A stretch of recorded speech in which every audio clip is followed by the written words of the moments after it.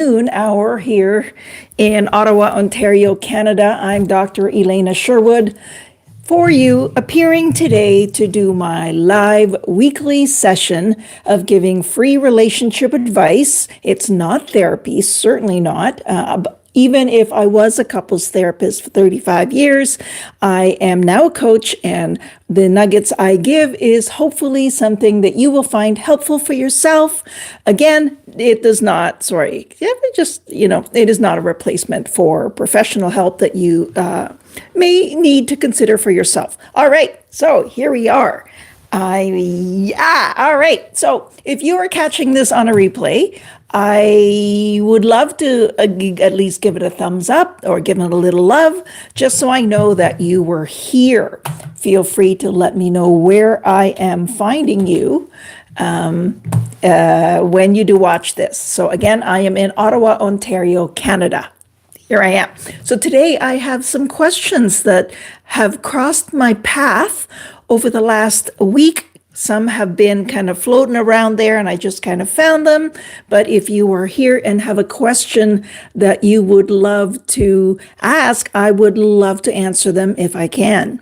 Hi, I love to catch you live from West Sacramento, California. Welcome. Oh, every time I hear California, I think sunny, bright, and I hope you're having a lovely, we are having finally here a beautiful sunny day. In fact, I had a session earlier and I had to draw my curtains. I was like a plant. I can't stand it to have my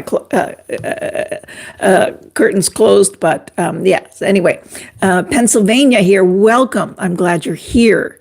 Yes, it's sunny. Oh, that's great. Any coast, you're probably like a stone's throw from the ocean too, right? Okay, so anybody else coming in, love to hear where you're from, where I'm finding you, and I'm going to get started on some questions that have crossed my path. Again, feel free to ask yours if you have any, or just kind of hang around and kind of see where the conversation takes us, because I never really know which way it's going to go when I come live. So excited. Today is February the 12th, and I have a bunch of questions that I have set up here. So here's the question that I get a lot. How do I know if my partner is emotionally abusive? Because yes, marriage is hard. How can I tell the difference? Welcome. I would look for patterns, as in, does things ever get resolved between the two of you? Because it's not unusual for partners to be irritable and annoyed with each other. Maybe you're tired and hungry. Maybe you got a lot going on in your heart, in your mind, in your world, to the point that you might not be very nice to your partner at the time. And so what I'm looking for is it a pattern? I think, you know what, I'm going to backtrack, and I would say that the most important part might actually be the intent of your partner's behavior. If you believe that there is evil or ill or malicious intentions from there, as in to sabotage you or to mess with your head or to make you the brunt of a joke or to just completely disrespect you, that's a big tell. And if you always feel like you are the one who has been subjected to things and there's a part of your partner who just does not want to accept their part and everything is always you as the problem, I'd pay attention to that. And of course, I do have a video called Hard Marriage versus Emotional Abuse, and it's all over, and I will put that in the comments here. So if you're curious, you can find it. So I do look for, yes, a pattern, but more intent. I think that's the best I can, I think that's the best explanation I can give for that. And you can kind of feel it in your gut feeling, because sometimes your partner is off and you are off. Maybe you're not terribly receptive on that time. But if you feel like, there are some kind of hidden I pay attention to that. So welcome everybody coming in and out. Hello. So here's another question I got. If he says I'm too sensitive, how do I know if he's right?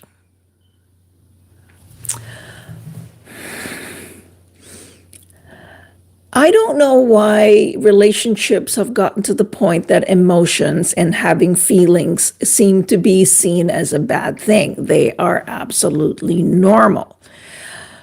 I would look for, do you feel like your confidence is being eroded upon? Do you feel like, okay, you have some deep feelings about things, but do you feel like you're being undermined? Do you feel like your partner, your husband, your boyfriend, your girlfriend, your wife, do you feel like they are trying to make you feel small? And maybe we don't even go that far. Maybe the question even before that is, do you feel small in the relationship? Because it's very easy to say you're too sensitive, and that has a dismissive tone about it. Oh my God, there you go again, so insignificant. Sometimes people say really, really dumb things in relationship that they don't really mean. And so is there ever the point where you say, you know what? That hurt when you dismissed me like I'm just too sensitive. If there is the response back to saying, I didn't mean to hurt you. I am so sorry. That's not my intention.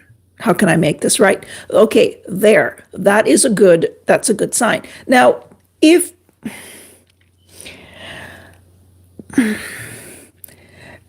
think it's also important for us to own our behaviors and to own I have a propensity to be the dramatic one in my relationship, and sometimes I am not the kindest and most accepting to hear of things. I've been married, by the way, for 35 years, 32 in the field for 35, married 33 in May. Oh my gosh, where do the years go? 33. So I am not always that receptive, and sometimes I'm cranky and do you want to? No, I don't. I'm not always as even tempered as I would choose to be. So how do I know if he's right about you being too sensitive? It's a two-way thing. Yes, there's some reflection that needs to happen. And then there's also the poking, considering the poking to do it, and the dismissal. Because if you're being dismissed, you'll call it. You call it and say, feeling dismissed here. And then, so a lot is going to happen from also based on how we respect ourselves enough to say, that's your observation. I've got some feelings here and they matter. That's okay too. That's called setting a boundary and respecting yourself. 33 years here too. Congratulations. You know. And, for those of us who've been around a little while, people think, it must be easy. There are some years I'd rather delete from those 33, but I always trusted that his intentions were good and vice versa. And we always sort of found our way through the hardest times, even not exactly when I would have liked it to happen. And so that's part of my little casual advice here that nobody really asked for. What's one of the tips I would give is acknowledge that sometimes you're not going to get exactly what you need from your spouse, from your significant other. And that's okay, because if everything else is right, eventually that'll come. Maybe it'll be the opportunity to say, I really need for you to be understanding here. I really need for you to hear my words. And that might also mean, okay, we didn't talk about that. Can we talk about this now? All right, there you go. So that's my other piece of advice is make sure you develop the mechanism to sort out the problems. Okay. Next question. If you have any questions while you're here, I would love to answer them. And if you're catching this on a replay and have a question or two, make sure to put them in the comments, and I will get to them as soon as I can. What does real change actually look like? Not just promises. So I hear a lot of he promised to this, and sometimes it's you making the promise to your partner, husband, wife, significant other, special person. And so how do you know it's real change? So here's an example. I actually wrote a book about it. My immigration story, there are plenty of pitfalls in there, so I get triggered. And I kept saying, I'll do better, because it was very easy for me to go back and be triggered by things that are related to my own story that have absolutely nothing to do with him. And I kept saying, I'll do better. And so he's like, okay, I get it. And at some point he knew I was serious about the change when I actually got myself a one-on-one therapist back then who helped me deal with, and then I stuck it through. So to him, it's like, whoa, she really is committed because she's really trying hard. I didn't do it for him. I thought I was doing it for him, but I did it for me. And so change is evident by actual actions. And it holds up even when things are stressful. Now, that's just one little snippet there. Okay, we are having difficulties communicating after all these years. I also am having difficulty expressing myself. Hugs to you. That's not an easy situation to find yourself in. My first tip for that, I don't know if you're asking for tips, but I have this need to give them anyway, is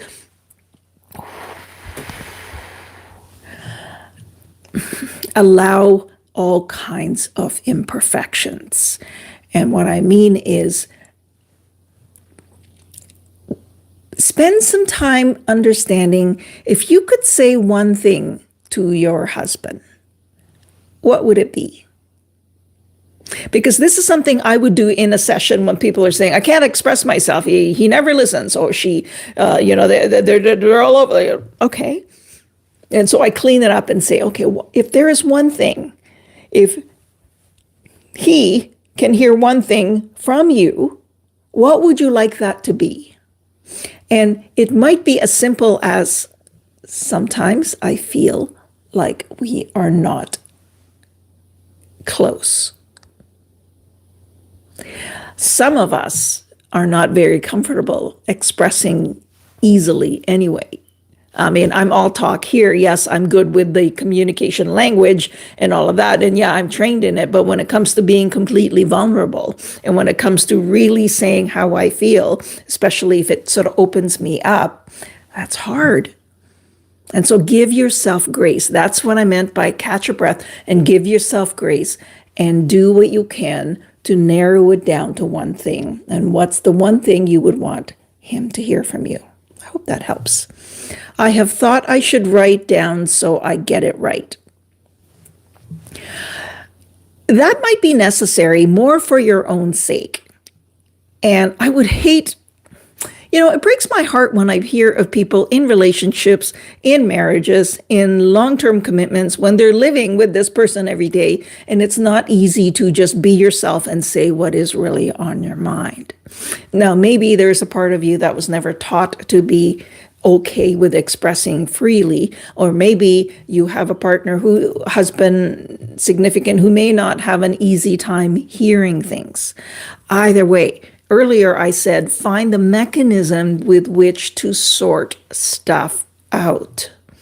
And so maybe it's just setting, I hate to say, set some ground rules, but start off with an understanding that we are just two people trying to hear each other, trying to reach each other, trying to get close.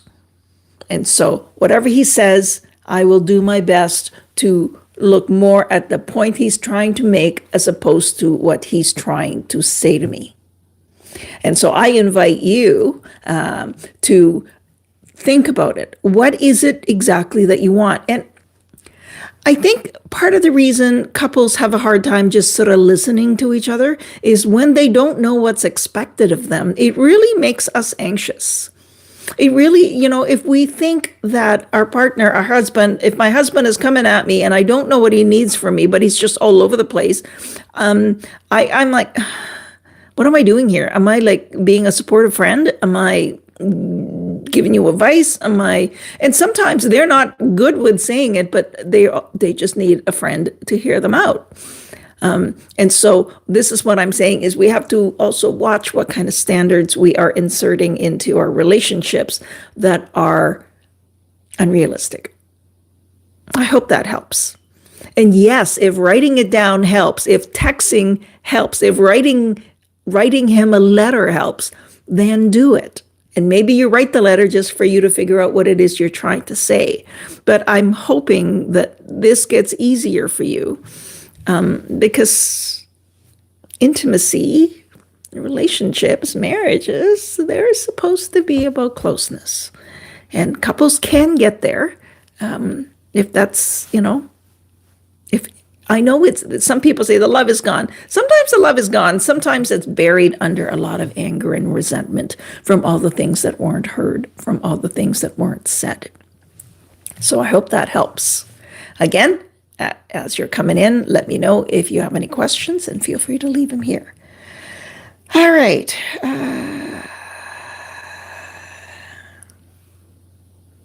My menopause brain has not been good to me.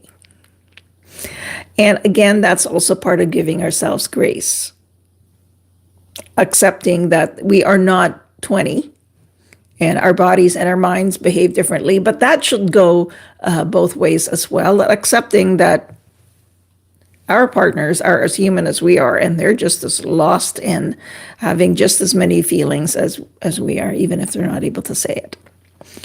All right, what was the last question I was here we go. Why do I feel smaller in this relationship than I used to? All right. Sometimes there is a power differential. Woo, you'd think I'm talking about all-wheel drive here. Sometimes one believes that it is their job to be your life coach, to help you be the best version of yourselves, and they forget to be the partner. Or sometimes they just believe so much in you that they come at you with some suggestions on things you can do better at. And so if you are feeling like, you're not my coach, why are you giving me this stuff? Because sometimes that could, if you feel like you're with someone who believes they're better than you, then that's gonna if he believes he's better, then maybe he's right. Maybe he's better, and so there is that shrinkage that we sometimes do. That can sometimes that could be changed by just speaking up about it, saying things like, I know you see things differently, and I'm happy to disagree. Or, I think you can word your words a little kinder because that felt a little mean. Little things like that where you do kind of stand taller, chin up, and speak up for yourself. A healthy relationship or a good relationship can withstand that. Here's a prime example. My husband and I were driving, and I'm looking at the direction thing, and I said, we're going west? I thought we were going north. And he says, wow, you really have trouble with that, don't you? That direction thing. Part of me was almost said, yeah, I know, I got to work on that. Almost. But then I said, yeah, probably, but no need to be mean about it. Well, that changed everything. He was like, yeah, I guess that sounded mean. If you flip that around and let's say he's trying to, change an engine, replace the entire engine of a car, and he's there doing it, and he's kind of having a little thing. And I said, whoa, you're not really good at this engine replacement stuff, are you? Like, that's not a kind thing to say. So, yeah. So sometimes we could just speak up more. How to get that love unburied under so much anger? Whoo, good questions today. How to unbury the love? How to uncover it? Well,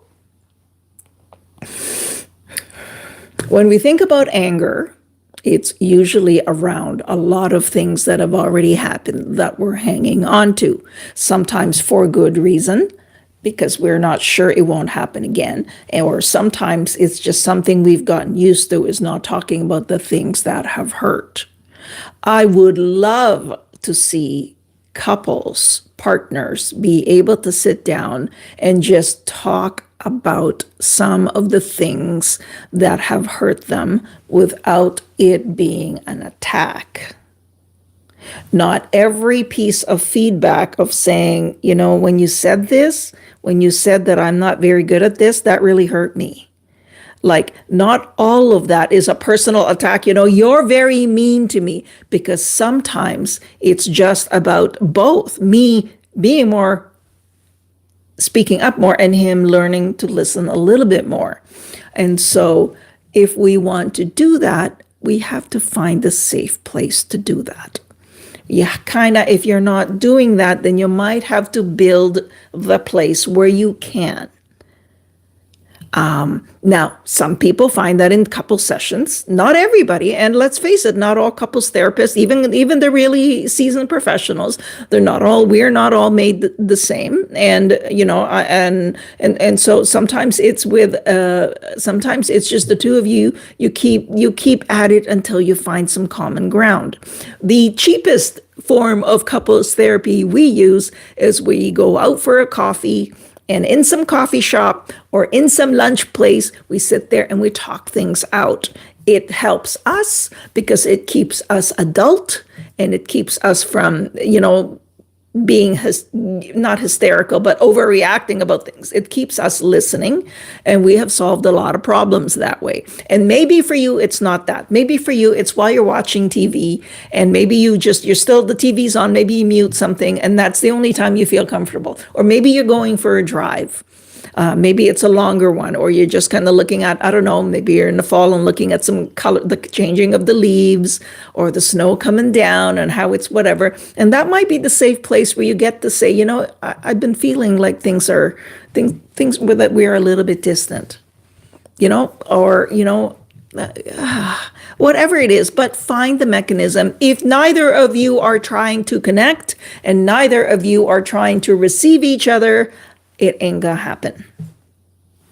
It just won't. So that's what you do. Interesting video. Yeah, I do what I can to keep it interesting, but this is the thing. It's like, marriage is not, finding the one is not a happily ever after. It means now you have the person that you are gonna go through all the pains of learning how to communicate and to listen and to hear and to speak vulnerably and to check yourself for. And a lot of this is fixable when people have set their minds to it. All right, any other questions? I think I have gone through all the ones I had handy, but if you have any, greetings and happy Thursday from Northeast Ohio. Hello. Oh, lovely to have you here. I'm glad you're here. If you're just coming in, feel free to drop a question or just another comment or anything in any way that I might be able to help you. So the topic is relationships. They don't need to be as complicated as they are, but they are. And one of the things that people don't realize they do, I was actually at a doctor's appointment and they had to do some procedure on my arm. And I was like, okay, I'm really stressed. Can I talk about what I want to talk about? It'll really take my mind off. And they said, okay, sure. All right. And I said, do you know that in every relationship, there's every partner, every husband, every wife, every whatever tries to build a wall around themselves? What? Mm-hmm. You do it all the time. We do it all the time. I was writing back then, I was writing the book on it. But this was something we all do, all of us. How can we rebuild trust? There we go. We now have this wall that we don't trust. And so sometimes the trust is sometimes your partner is not interested in building trust, and sometimes it is you who is to guarded, prove to me that you're trustworthy, where our back is up, that no matter what they do, somersaults and backflips and all of that, we're still like, yeah, that does not fit. I read about this, and if unless you're doing exactly, like there are many different scenarios on how to do that. The best way, I believe, to rebuild trust is to start talking. Start talking about what this elephant is between the two of you, your way. Slowly, gently, but you gotta start dealing with whatever has built between the two of you. Thank you so much. You said it right. Both needs to be interested in fixing it. Yes.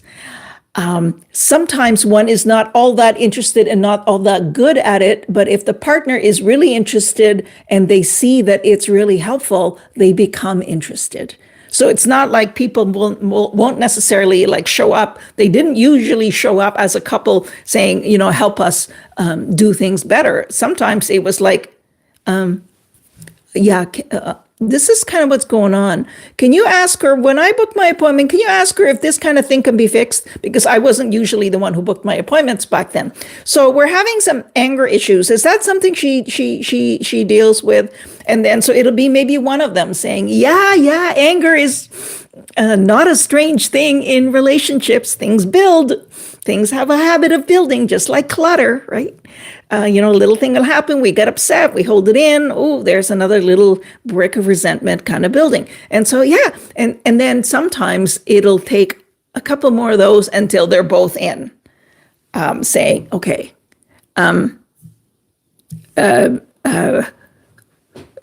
what do we need here? So again, and that's okay, because sometimes partners are interested, but they don't show it.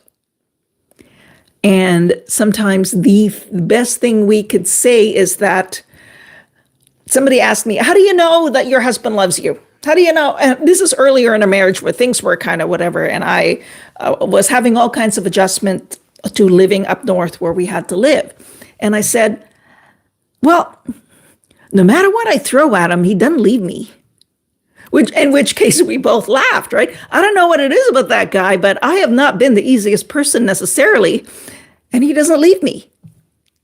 He doesn't kick me out. He doesn't ask me to go. He doesn't try to, to me, he's there for a reason. And then maybe he's not a person who gives up. Well, whatever it is, he's still there. And there is always a little bit of opening when I am the one who reaches out. And I'm okay with that, because there are things I completely do not do well. And he is the person who will extend a hand to get us going. So again, two people. Two. That's what it takes. All right. I am not seeing any other questions. I'm glad many of you are here. For those who haven't told me yet, where am I finding you? If you popped in a little bit later in this live, I am in Ottawa, Ontario, Canada. I am Canadian. And for some people who are sort of feel like they shouldn't ask, I was born in the Philippines. So so I came to Canada in my teens. So yes, so I'd love to know where I'm finding you.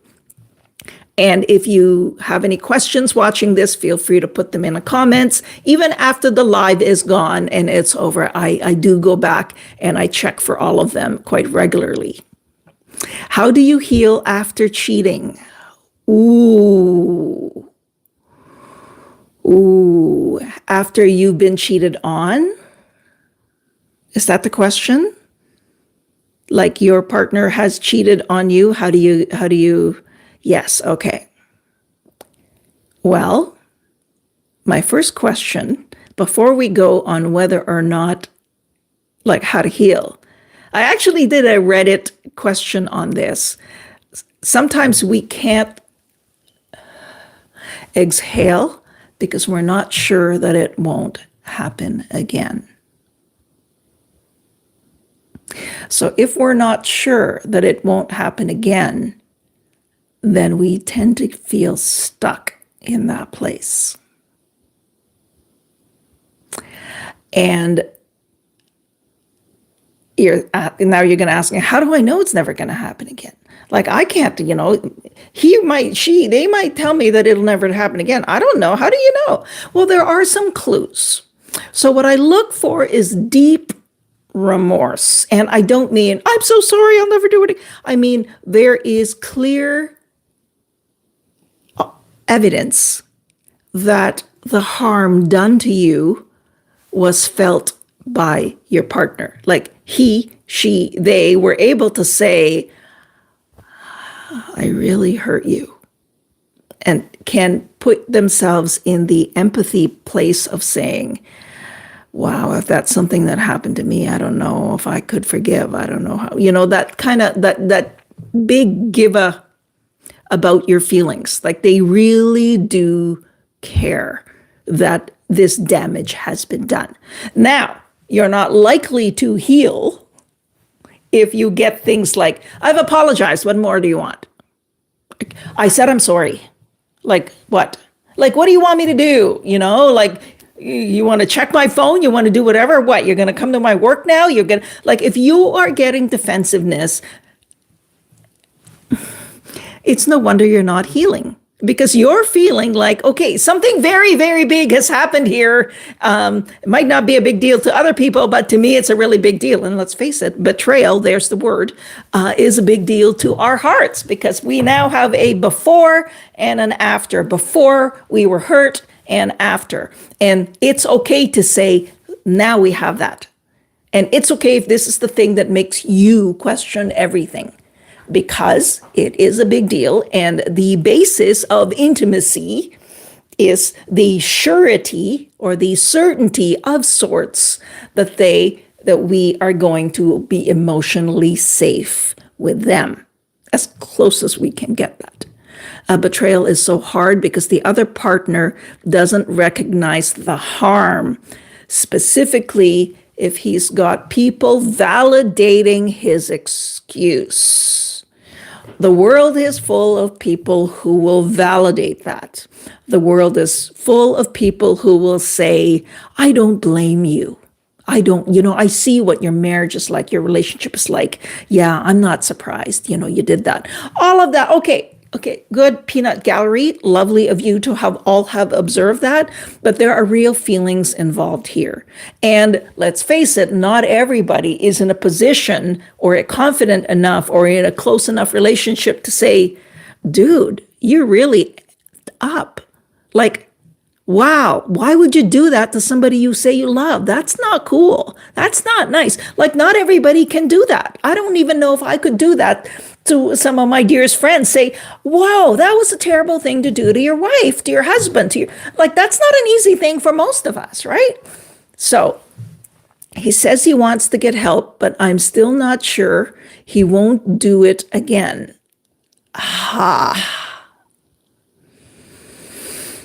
So the question isn't so much, how do I heal? The question is more, what do I want?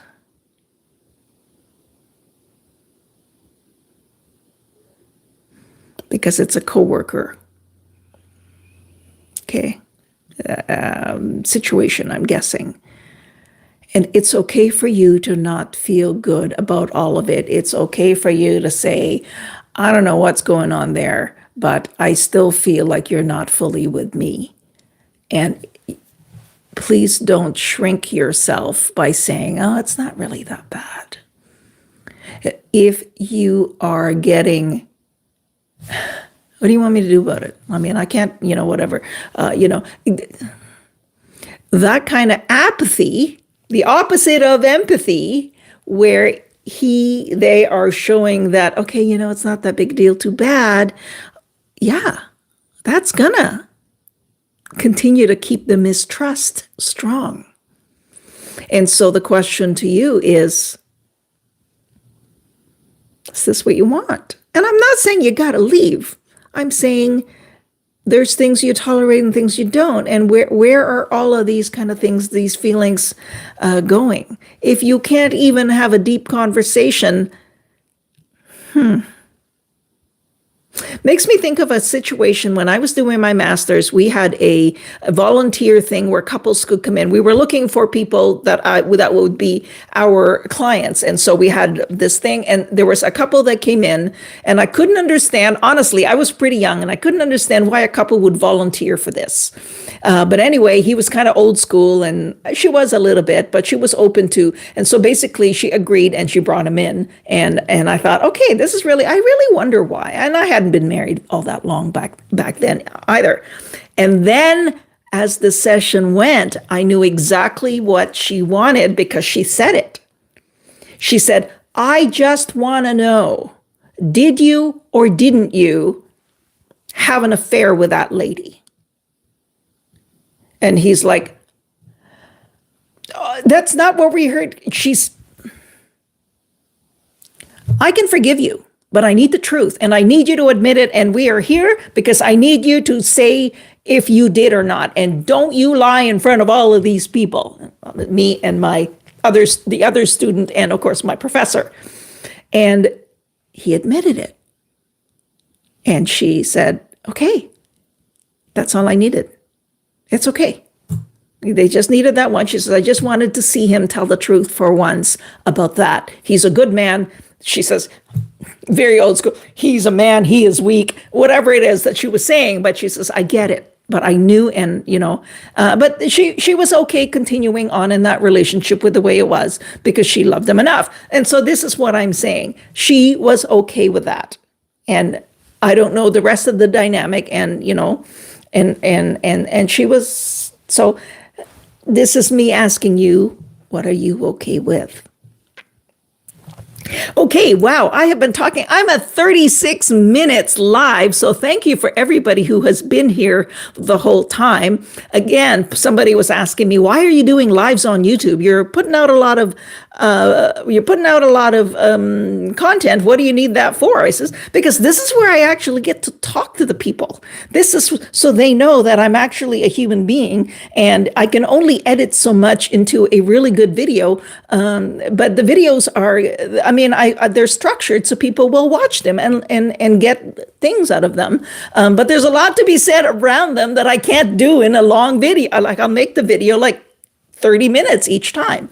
How can we book a session? In my bio, there is, if you look on my page, there is a link there if you are interested. And so it's dr-elena.com is my website, dr-elena.com is also my website. And anyway, thank you for everybody who has been here and hung out for a little while, especially those of you who have stayed the whole time. Oh, I love meeting the people who are, the people who show up. I love your videos, very insightful. Thank you so much. I'm glad to have been hopefully of service to somebody, to you today. And I thank you for your vulnerable questions. I feel honored that you've done that. And I will be back next week. Same bat time, same bat channel, Thursdays, noon Eastern time. Thank you again. Have a great day.